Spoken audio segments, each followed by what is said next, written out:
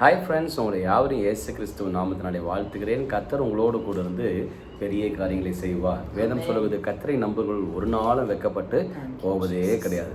நீங்கள் வெட்கப்பட்டு போக மாட்டீங்க. ஆமென். சின்ன அனௌன்ஸ்மெண்ட், நாளை காலையில் 11 மணிக்கு நம்ம சிட்டி சர்ச்சில் விடுதலை ஜெபம் நடக்க இருக்கிறது. ஜாயின் பண்ணுங்கள். கர்த்தர் பெரிய காரியங்களை செய்வார். Now let's go to the word of God. பிரியமானவர்களே, கர்த்தர் இன்னைக்கு உங்களோடு கூட பேசுகிற வார்த்தை என்னவென்றால், வேதம் சொல்லுகிறது, முதல் காரியம், கர்த்தர் உங்களை ரீபில்ட் பண்ண ஆசைப்படுகிறார். எங்கெல்லாம் நீங்க உடைக்கப்பட்டிருக்கீங்களோ, எங்கெல்லாம் உங்களை சுக்குநூறாக உடைத்து தள்ளி இருக்கிறாங்களோ, கர்த்தர் அங்கெல்லாம் உங்களை ரீபில்ட் பண்ணணும்னு நினைக்கிறாரு. என்னோடு சேர்ந்து சொல்வீங்களா? God rebuild me. ஆண்டவரே, நீ மறுபடியும் கட்டுவீரா. ஆண்டவரே, நான் மறுபடியும் கட்டுங்கப்பா. ஆண்டவரே, மறுபடியும் கட்டுங்கப்பா. உங்க ஜெப வாழ்க்கையை கர்த்தர் மறுபடியும் கட்ட போகிறாரு. உங்க குடும்ப வாழ்க்கையை கர்த்தர் கட்ட போகிறாரு. உங்க பிசினஸ கட்ட போகிறாரு. நீங்க நினைக்கிறீங்க, இது என்னால செய்ய முடியல, ரொம்ப நாளா இந்த கால தாமதம் வந்துகிட்டே இருக்குன்னு நீங்க நினைக்கிறீங்க. ஆனா கர்த்தர் இன்னைக்கு உங்களோடு பேசுகிறார். உன்னை நான் திரும்ப கட்ட ஆசைப்படுகிறேன். பாருங்க, வேதம் தெளிவாய் சொல்லுகிறது. எரேமியா 18ஆம் அதிகாரம் 2வது வசனம், நீ எழுந்து குயவன் வீட்டிற்கு போ, அங்கே என் வார்த்தைகளை உனக்கு தெரிவிப்பேன். கர்த்தர் எங்க போ சொல்றாருங்க? குயவன் வீட்டிற்கு. எல்லாத்துக்கும் தெரியும், குயவன் வீட்டுல என்ன பண்ணுவாங்க? களிமண்ணை வைத்து மண் பாண்டங்களை உருவாக்குவாங்க. அதுதான் குயவனோட வேலை. இங்க வேதம் சொல்லுகிறது, நீ எழுந்து குயவன் வீட்டுக்கு போ. கர்த்தர் இன்னைக்கு உங்களுக்கு ஒரு வர்க்கு கொடுக்க ஆசைப்படுகிறார். என்ன தெரியுமாங்க? பாருங்க, மனுஷன் நீங்கள் ஒரு வேலை வேலைக்கு போயிட்டு இருந்தீங்கனாலோ, இல்லை ஏதோ ஒரு காரியம் வீட்டில் ஏதோ வேலை இருக்குனாலோ, நீங்கள் பெண்கள் என்ன பண்ணுவோம்? வீட்டில் கணவர் வரதுக்குள்ளேயோ பிள்ளைங்க வரக்குள்ளேயோ நம்ம என்ன பண்ணுவோம்? அவங்க விரும்பின காரியம் ஏதாவது நம்மக்கிட்ட, அம்மா இதை செஞ்சு கொடுங்க அப்படின்னு கேட்டிருந்தா வரதுக்குள்ளே செய்ய ஆசைப்படுவோம், முயற்சி எடுத்து செய்து முடிப்போம்.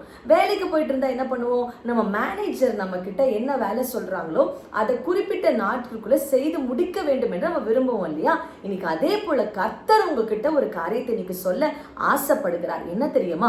குயவன் வீட்டிற்கு போ என்று கர்த்தர் சொல்லுகிறார். குயவன் வீடு என்பது உங்க ஜெப வாழ்க்கை. உங்க ஜெப வாழ்க்கை தான் கர்த்தர் குயவன் வீட்டாய் பார்க்கிறாரு. நீங்க ஜெபத்துல போய் உட்கார்ந்து, கர்த்தாவே என்னை திரும்ப கட்டுங்க, என் பிசினஸை திரும்ப கட்டுங்க, என் பிள்ளைகளை திரும்ப கட்டுங்க, எங்க குடும்ப வாழ்க்கையை திரும்ப கட்டுங்கன்னு நீங்க கேட்க ஆரம்பிச்சீங்கன்னா, இன்னைக்கு பரத்துல இருந்து கர்த்தர் உங்களுக்கு ஒரு ஒத்தாசை அனுப்ப ஆசைப்படுகிறார். ஆமே சொல்லுங்க, நான் குயவன் வீட்டுக்கு போக, நான் குயவன் வீட்டுக்கு நான் ஆவலாய் இருக்கிறேன். வேதம் சொல்லுகிறது, குயவன் வீட்டுல கர்த்தர் செய்யறத பாருங்க. எரேமியா 18ஆம் அதிகாரம் 4வது வசனம், குயவன் வணைந்து கொண்டிருந்த மண்பாண்டம் அவன் கையிலே கெட்டு போயிற்று. அப்பொழுது அதை திருத்தமாய் செய்யும்படிக்கு தன் பார்வைக்கு சரியாய் கண்டபடி குயவன் அதை திரும்ப வேறே மண்பாண்டமாக உருவாக்குகிறான். இதுதான் கர்த்தர் நீங்க உங்களுக்கு முதல் காரியத்தை செய்ய ஆசைப்படுகிறது. என்னன்னா, பிரியமானவர்களே, வேறே மண்பாண்டமாக, அநேகருக்கு பிரயோஜனம் உள்ள பாத்திரமாக கர்த்தர் உங்களை உருவாக்க வேண்டும் என்று ஆசைப்படுகிறாரு. கொஞ்சம் மாவு, கொஞ்சம் எண்ணெய் சாப்பிட்டுட்டு செத்தரலாம் நினைச்சிட்டு இருந்த ஒரு விதவையுடைய வாழ்க்கையில அந்த அம்மாவை வேறே மண்பாண்டமா உருவாக்குனாரு. என்ன மண்பாண்டம் தெரியுங்களா? வற்றாத எண்ணெய், குறையாத மாவு. அந்த அம்மாவுடைய வாழ்க்கையில நினைச்சு கூட பார்த்திருக்க மாட்டாங்க. கர்த்தர் ரீபில்ட் பண்ணினார்னா அநேகருக்கு ஆசீர்வாதமாக மாத்திரமல்ல, உங்க வாழ்க்கையும் நிரம்பி வழியிற வாழ்க்கையாய் கர்த்தர் உருமாற்றுவார். திரும்ப சொல்லுங்க, அப்பா என்னை ரீபில்ட் பண்ணுங்கப்பா. ஆண்டவரே, நீ மறுபடியும் கட்டுங்க. இரண்டாவதாக கர்த்தர் இன்றைக்கு உங்களுக்கு சொல்லுகிற காரியம், எரேமியா 17ஆம் அதிகாரம் 7வது வசனம், கர்த்தர் மேல் நம்பிக்கை வைத்து கர்த்தரை தன் நம்பிக்கையாய் கொண்டிருக்கிற மனுஷன் பாக்கியவான். கர்த்தர் சொல்றாரு, நீ அநேக மனுஷனை நம்பிட்ட மகளே, அநேக மனிதனை நம்பின மகனே, ஆனா இன்னைக்கு கர்த்தர் சொல்றாரு, என் குடும்பத்தாரே, கர்த்தரை நம்புங்க, கர்த்தரை நம்புங்க.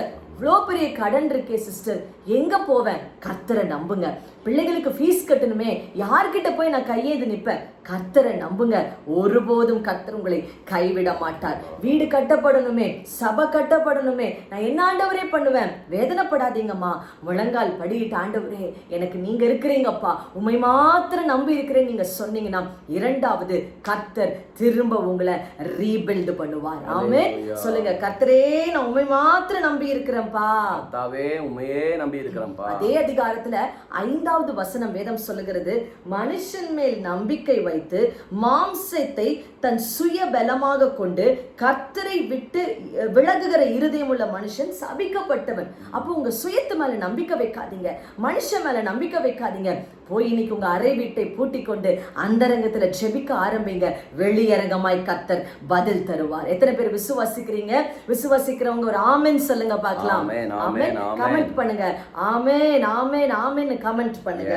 ஹல்லேலூயா. நீங்க ஒருவேளை கர்த்தரை நம்பி நீங்க உட்கார்ந்துட்டீங்கன்னா வேதம் சொல்லுகிறது, அவன் தண்ணீர் அண்டையிலே நாட்டப்பட்டதும் கால்வாய் ஓரமாய் தன் வேர்களை விடுகிறதும் உஷ்ணம் வருகிறதை காணாமல் இலை பச்சையாய் இருக்கிறதும் மழை தாழ்ச்சியான வருஷத்துல, அதாவது மழை நல்லா வர வருஷம் சொல்லலாமா, மழை தாழ்ச்சியான வருஷத்துல மழை இல்லாத கொடும் வெயில்ல வேதம் சொல்லுகிறது வருத்தமின்றி தப்பாமல் கனி கொடுப்பீர்கள்.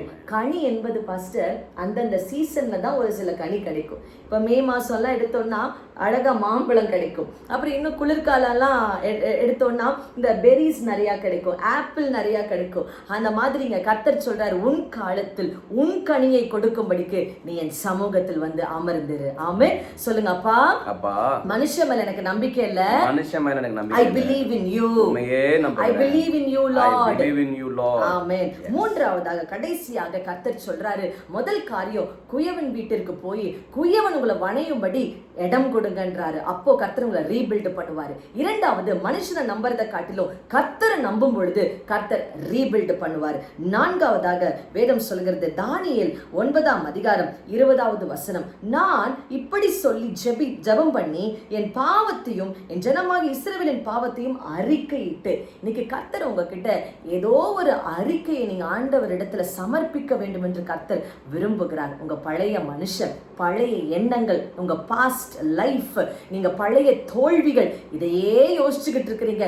மூன்றாவதாக கர்த்தர் உங்களை ரீபில்ட் பண்ணணும்னா கர்த்தருடைய பாதத்துல போய் உட்கார்ந்து, ஆண்டவரே என்னை முற்றிலுமாய் உன் பாதத்தில் என்னை ஒப்படைக்கிறேன், என்னை முழுவதுமாய் உம்முடைய கரத்தில் நான் சரண்டர் பண்ணுகிறேன். பாருங்க, சரண்டர் பண்ணுகிறவன் வாழ்க்கை என்னால முடியலப்பா, நீங்க தான்ப்பா எனக்கு எல்லான்னு கொடுக்கிறவனுடைய வாழ்க்கை. வேதம் இப்படியாக சொல்லுகிறது, நான் ஜெபம் பண்ணி கொண்டிருக்கும் போதே முதல் தரிசனத்தில் நான் கண்ட புருஷனாகிய காப்ரியேல். நீங்க கர்த்தர் இடத்துல உங்களை நீங்க சரண்டர் பண்ண ஆரம்பிச்சிட்டீங்கன்னா பாருங்க, அனுதினமும் உங்க வாழ்க்கையில அப்பா என்னை உன் கரத்துல கொடுக்கிறப்பா, நீங்க நடத்துங்கப்பா அப்படி சொல்ல ஆரம்பிச்சிட்டீங்கன்னா வேதம் சொல்லுகிறது, காப்ரியேல் வேகமாய் பறந்து வந்து உங்களிடத்துல உங்களுக்கு நியமிக்கப்பட்ட தேவ தூதர்கள் வேகமாய் பறந்து வருவார்கள். அநேக நேரம் உங்களுக்கு நியமிக்கப்பட்ட தேவ தூதர்கள் கர்த்தரிடத்திலிருந்து வந்த காரியத்தை ஏன் செய்ய முடியலன்னா நீங்க ஆண்டவர் இடத்துல சரண்டர் பண்ணல.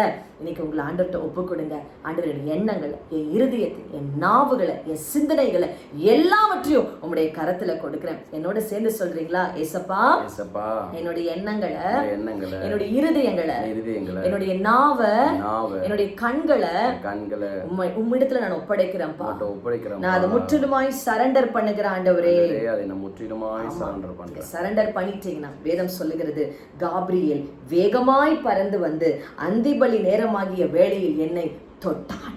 உங்களை கர்த்தர் தொடணும் நீங்க விரும்புனீங்கன்னா முற்றிலுமாய் கர்த்தரிடத்துல சரண்டர் பண்ணுங்க. 3 காரியமா இன்னைக்கு கர்த்தர் உங்களை ரீபில்ட் பண்ண போகிறாரு. குயவன் வீட்டிற்கு போங்க, உங்க ஜெபத்துக்கு போங்க. 2வது, கர்த்தரை நம்புங்க.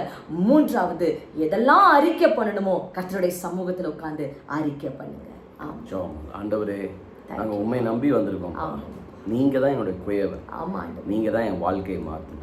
உடைக்க வேண்டிய இடத்த உடைச்சிடுங்க, சீர்படுத்த வேண்டிய இடத்துல சீர்படுத்திடுங்கப்பா. ஆண்டவரே, நாங்க உடையாமல் இன்னைக்கு எந்தெந்த இடத்துல நாங்க துணிகரமா மன உறுதியோடனே வில் பவரோட நிக்கிறோம், அதெல்லாத்தையும் உடைச்சு முற்றிலும் தரை மட்டும் எங்களை தாழ்த்தி மறுபடியும் மண்ணாக்கி ஆண்டவரே தண்ணீர்ல நினைச்சு ஆண்டவரே கலக்கி எங்களை மறுபடியும் புதிதான ஒரு பாத்திரமாக உம்முடைய நாமத்துக்கு மகிழ்ச்சியாக உம்முடைய பெயருக்கு புகழ்ச்சியாக எங்களை மாற்றிடுங்க என்று ஜெபிக்கிறேன். இந்த லைவ்ல என்னோட கொடுத்து ஜெபிக்கிற ஒவ்வொருத்தர் மேலே உங்களுடைய கரம் இறங்கி வரட்டும், உங்களுடைய அபிஷேகம் இறங்கி வரட்டும். ஒரு மிகப்பெரிய மாற்றத்தை ஜனங்க வாழ்க்கையில் நீங்க கொடுக்க வேண்டும் என்று ஜெபிக்கிறோம். உண்மை நம்புகிற பிள்ளைகள் வெட்கப்பட்டு போவதில்லை என்ற வார்த்தைக்கு இன்னைக்கே எல்லாருக்கும் அற்புதங்களும் அதிசயங்களாகவும் செஞ்சு முடியுங்க என்று ஜெபிக்கிறேன். இயேசுவின் நாமத்தில் பிதாவே, ஆமென் ஆமென். பிரியமானவர்களே, பயப்படாதீங்க. அவர் சமூகத்தில் போய் உட்கார்ந்துடுங்க. அவர் உங்களுக்கு உடைக்க வேண்டிய இடத்துல உடைப்பார், மறுபடியும் கட்டுவார். ஆமென். You are blessed.